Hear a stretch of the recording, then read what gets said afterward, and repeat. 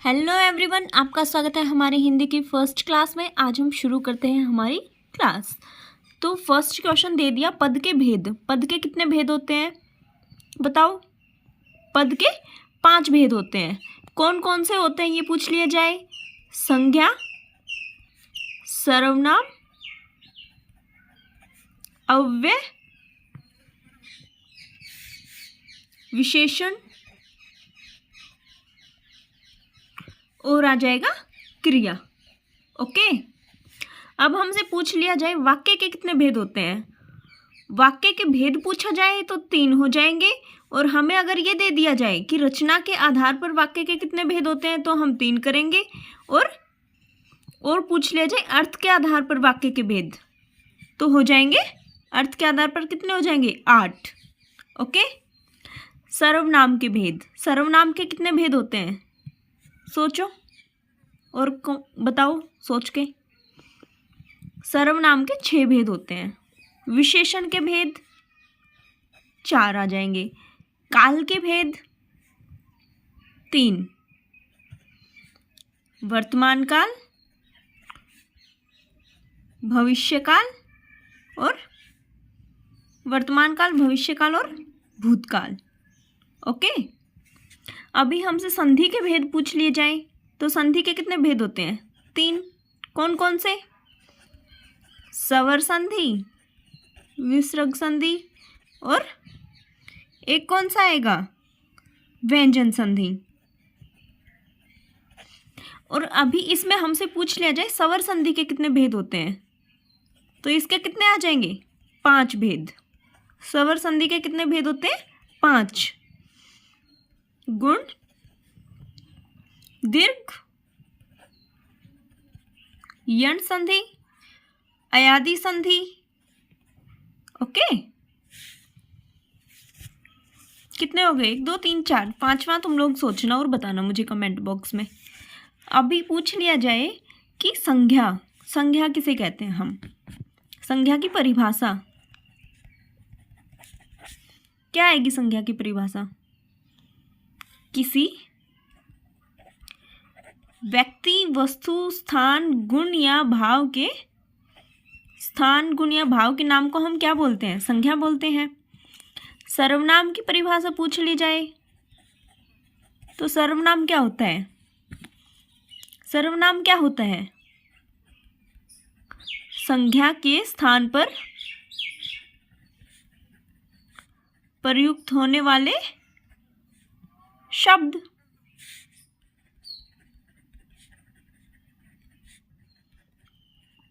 संज्ञा के स्थान पर प्रयुक्त होने वाले शब्दों को हम क्या बोलते हैं? सर्वनाम बोलते हैं। विशेषण क्या होता है? संज्ञा व सर्वनाम की जो विशेषता बताते हैं। विशेषण किसे बोलते हैं?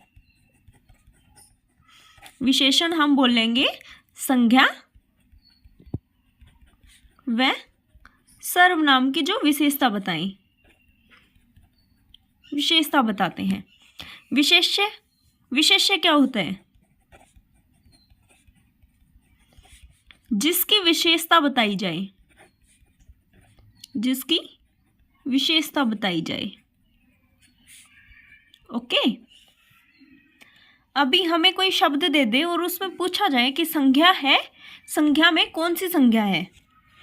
अभी ये बताओ, स्त्रीत्व हमें शब्द दे रखा है, इसमें कौन सी संज्ञा है? जातिवाचक, भाववाचक, व्यक्तिवाचक और द्रव्यवाचक। स्त्रीत्व में कौन सी संज्ञा आएगी? भाववाचक। ओके, अभी हमसे पूछा जाए अंधकार का विलोम क्या आएगा। अंधकार का विलोम क्या आएगा? विलोम मतलब अगर अंधकार है तो इसका उल्टा क्या आएगा? प्रकाश। तो अंधकार का विलोम क्या हो जाएगा? प्रकाश। जिसका कोई न हो, जिसका कोई आदि न हो, तो जिसका कोई आदि न हो वो क्या हो जाएगा? अनादि। अभी एक और वर्ड है, उसका पर्यायवाची बताओ। चलो, परिश्रम का पर्यायवाची बताओ। परिश्रम।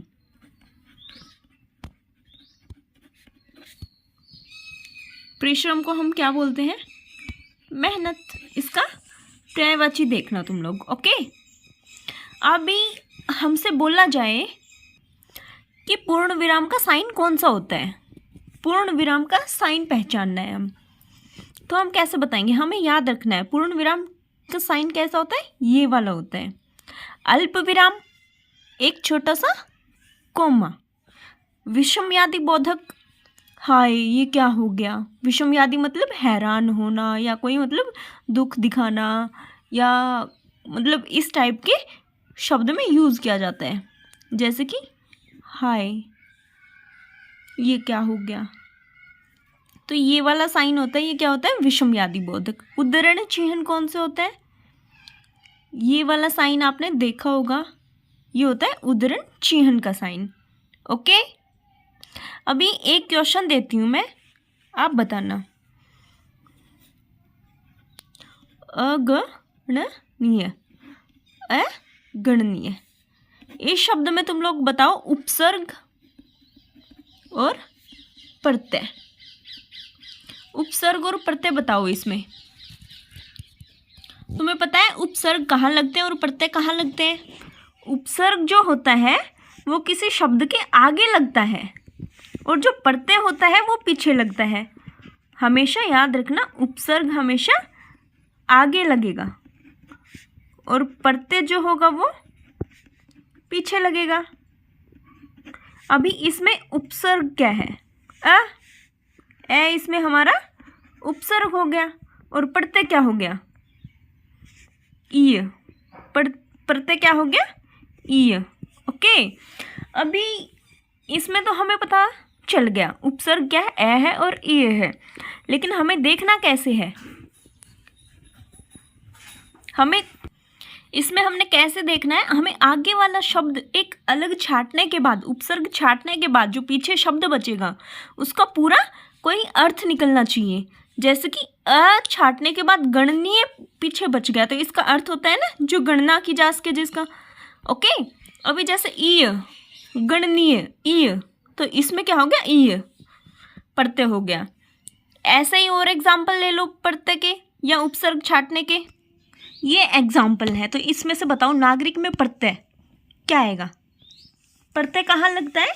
लास्ट में लगता है, तो नागरिक में प्रत्यय क्या हो जाएगा? एक प्रत्यय हो जाएगा। अव्यवस्था में उपसर्ग बताओ। ए आगे आ जाएगा प्लस व्यवस्था, तो ये हो गया उपसर्ग। उपसर्ग कहाँ लगता है? आगे लगता है। याद रखना, हमेशा उपसर्ग आगे लगेगा और प्रत्यय हमेशा पीछे लगेगा। धनिक, धन प्लस इक, धनिक, तो इसमें प्रत्यय क्या हो गया? इक। जादूगर, अर क्या हो गया? इसमें प्रत्यय हो गया, जादूगर, अर हो गया प्रत्यय। ओके, अगर हमसे पूछा जाए स्वच्छता का लिंग, यानी कि स्वच्छता जो शब्द है इसमें कौन सा लिंग आएगा, तो हमें पता होना चाहिए लिंग कितने प्रकार के होते हैं। 2 प्रकार के, पुल्लिंग और दूसरा होएगा स्त्रीलिंग। तो पुल्लिंग और स्त्रीलिंग की पहचान कैसे करेंगे? हम 2 शब्द याद रखेंगे। एक होता है अच्छा, अच्छी, और बड़ा, बड़ी। ये शब्द हम किसी भी जो शब्द पूछा जाए उसके पीछे लगाकर देखेंगे तो हमें पता चल जाएगा कि ये पुल्लिंग है या स्त्रीलिंग है। जैसे कि स्वच्छता, स्वच्छता क्या है? अच्छा है स्वच्छता। स्वच्छता बड़ा है। स्वच्छता क्या होती है? अच्छी होती है। स्वच्छता क्या है? अच्छी है, तो क्या हो गया? स्त्रीलिंग हो जाएगा। और कोई शब्द ले लो और उसका देखो, जैसे कि हम ले लें शब्द, शब्द है गंगा। गंगा क्या है? पुल्लिंग है या स्त्रीलिंग है? तो गंगा अच्छा है, गंगा बड़ा है? नहीं, गंगा अच्छी है, गंगा बड़ी है।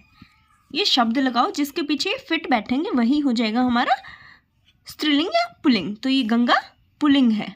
ओके, अभी यमुना, यमुना भी क्या है हमारी? यमुना क्या है हमारी? यमुना हो जाएगी हमारी स्त्रीलिंग। ओके, ऐसे ही हिंदी में ये सब पढ़ लो, आगे नेक्स्ट क्लास में करेंगे। Thank you.